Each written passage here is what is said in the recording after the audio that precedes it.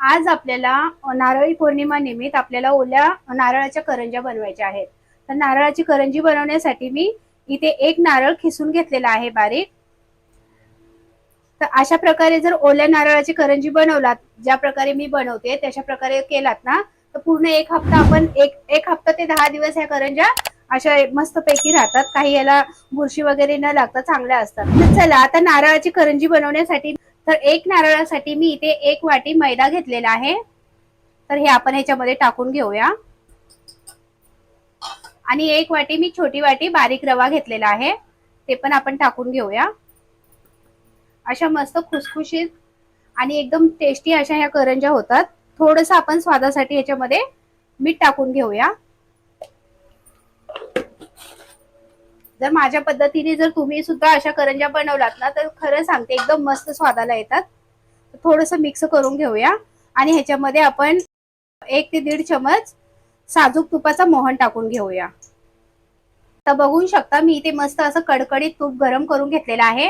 तर कडकडीतच टाकायचं आहे, कारण आपल्या मस्त खुसखुशीत अशा होतील करंज्या. आता आपण ह्याला थोडंसं चमच्याने मिक्स करून घेऊया. आणि तुम्ही जर जास्त तूप घातलात तर आपल्या करंज्या कशा तेलकट होतात, तर त्यामुळे बरोबर प्रमाणामध्येच टाकायला हवं.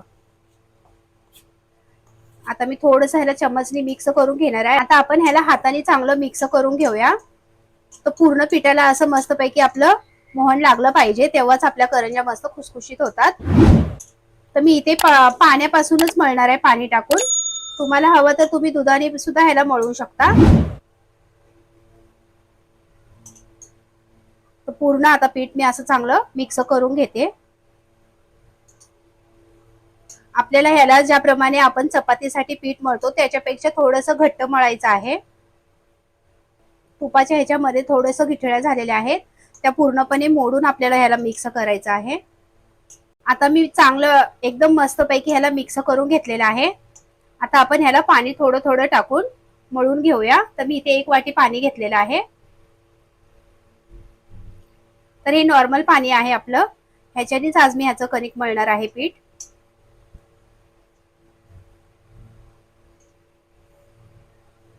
तर बघू शकता आता माझं पीठ चांगलं मळून झालेलं आहे अशा प्रकारे. तर जास्त मी सैल किंवा जास्त घट्ट असं केलेलं नाहीये, मीडियम मध्ये मी मळून ठेवलेलं आहे, कारण आपला रवा थोडासा फुगेल तर ते अजून थोडंसं घट्ट होईल. तर चला आता ह्याला मी 20 मिनिटं झाकण ठेवून ह्याला 20 मिनिटं ठेवणार आहे. आता कढाईमध्ये आपण 1 चमच तूप टाकून घेऊया.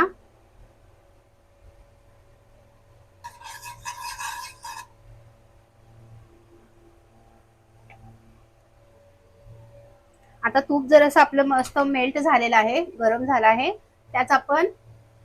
त्यामध्ये आपण खसखस टाकून घेऊया. तर मी इथे अर्धा चमच खसखस घेतली आहे. थोडीशी मी ड्रायफ्रूट कट करून घेतलेले आहेत. तिथे बदाम आहेत 5 ते 6. तर करंजीमध्ये टाकायचं असेल तर काजू आणि बदाम एकदम बारीक काप करायचे. काजू पण टाकले आहेत मी 5-6. आता आपण ह्याला चांगलं परतून घेऊया मिक्स करून. आणि त्याच्यामध्ये आपल्याला लगेच खोबरं सुद्धा भाजून घ्यायचं आहे. म्हणजे हे ओलं खोबरं आहे, तर ह्यातलं थोडंसं पाणी सुकेपर्यंत आपल्याला 5 ते 6 मिनिटं ह्याला सुद्धा आपल्याला परतून घ्यायचं आहे. तर चला आता मी खोबरं पण ह्याच्यामध्ये टाकून घेते.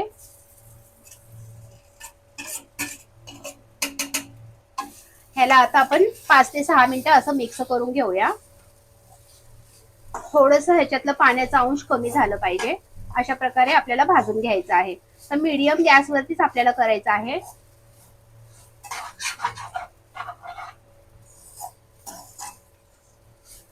तर बघू शकता आता 5 मिनिटं चांगलं मी सारण आपलं परतून घेतलेलं आहे. त्याच्यामध्ये मी गुळ टाकणार आहे, पण तुम्हाला गुळाच्या जागी साखर टाकायची असेल तरी सुद्धा चालेल. तर मी इथे 1 वाटी गुळ कट करून घेतलेला आहे, ते आपण ह्याच्यामध्ये टाकून घेऊया. तुम्ही तुमच्या आवडीनुसार गोड करू शकता. ह्याला सुद्धा आता आपण चांगलं मिक्स करून घेऊया. आणि गुळाला थोडंसं पाणी सुटतं, त्यामुळे आपल्याला 5 मिनिटं ह्याला मिक्स करत असंच हात फिरवत राहायला लागेल. 5 मिनिटं मी ह्याला असं चांगलं मिक्स करून घेणार आहे. तर बघू शकता करंजीचं सारण आता आपलं चांगलं रेडी झालेलं आहे. यात गुळ सुद्धा चांगला मिक्स झालेला आहे. थोडंसं आपण ह्याच्यामध्ये 1 चमच वेलची पूड टाकून घेऊया.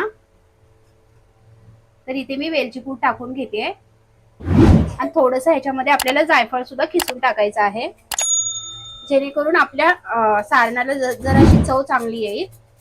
थोडंसं आपल्याला ह्याच्यात जायफळ टाकायची आहे.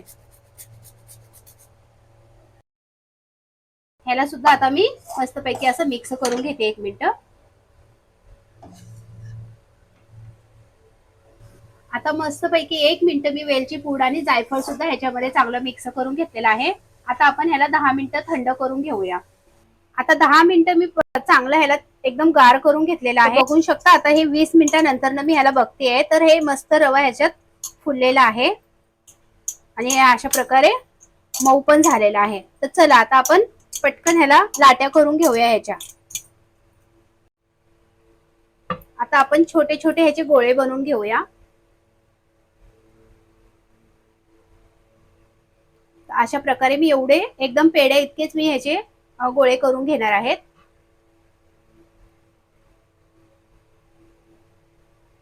तर आता एक एक गोळा घेऊन आपण ह्याला मस्तपैकी असं लाटून घेऊया पातळ. तर जास्त जाड न ठेवता आपल्याला पातळ लाटून घ्यायची आहे. हवं तर तुम्ही थोडंसं ह्याला पीठ सुद्धा लावू शकता.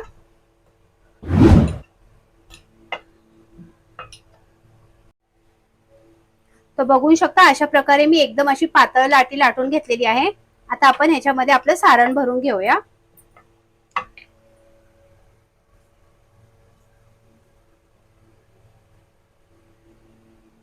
सारण तुम्हाला जितकं हवं तितकं तुम्ही टाकू शकता. शक्यतो 1 ते 1.5 चमच सुद्धा टाकू शकता. मी इथे 1 चमच पूर्ण टाकलेला आहे.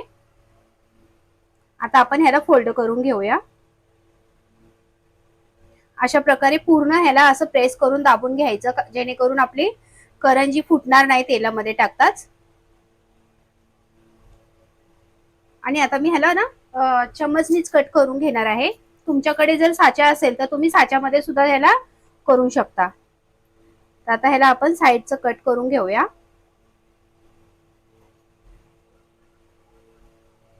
एक्स्ट्राचं पीठ काढून घेतलं आहे मी.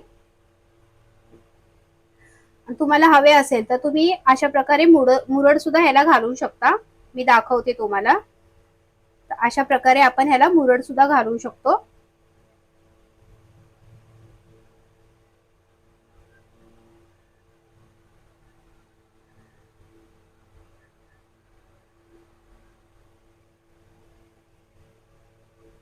बघू शकता अशा प्रकारे मी ह्याला मुरड घातलेला आहे.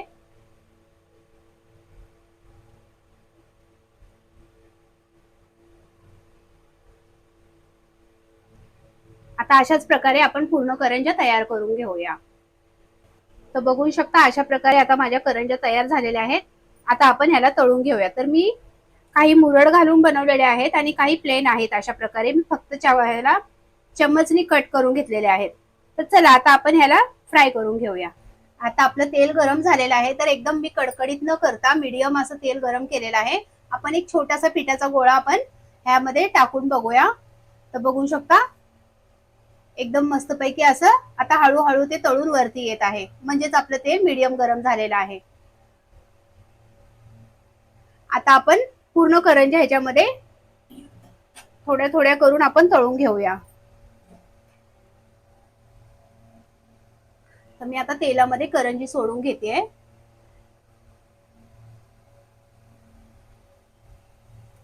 तर एकदम खाली न बसता आपल्या करंज्या असं मस्तपैकी वरती येत आहेत. बघू शकता अशा प्रकारे तेल आपल्याला गरम करायचं आहे.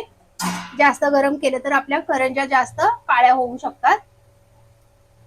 असं हलक्या हाताने मी थोडंसं ह्याला परतवून घेते. मस्त अशा टम्म फुगतायत आपल्या करंज्या. खायला सुद्धा एकच नंबर लागतात ओल्या नारळाच्या करंज्या. तुम्ही सुद्धा एकदा नक्की ट्राय करून बघा आणि मला कमेंट करून सांगा की आपल्या करंज्या कशा झालेल्या आहेत. तर बघू शकता असं पटकन काळे न होता हळूहळू आपल्या करंज्या मस्तपैकी अशा फ्राय होत आहेत. तर अशा प्रकारे तुम्ही सुद्धा तळून बघा. म्हणजे करंजी एकदम खुसखुशीत आणि आतून याचं सारण सुद्धा एकदम असं सॉफ्ट असणार. आणि 8 ते 15 दिवस सुद्धा अशा करंज्या टिकू शकतात. तर मी ह्याला दूध न वापरता पाण्याने ह्याला मी वापरलेलं आहे. पाण्याने ह्याचं पीठ मळून घेतलेलं आहे. दुधाने मळल्याच्या नंतर काय आहे की जास्त वेळ आपल्या करंज्या टिकत नाहीत.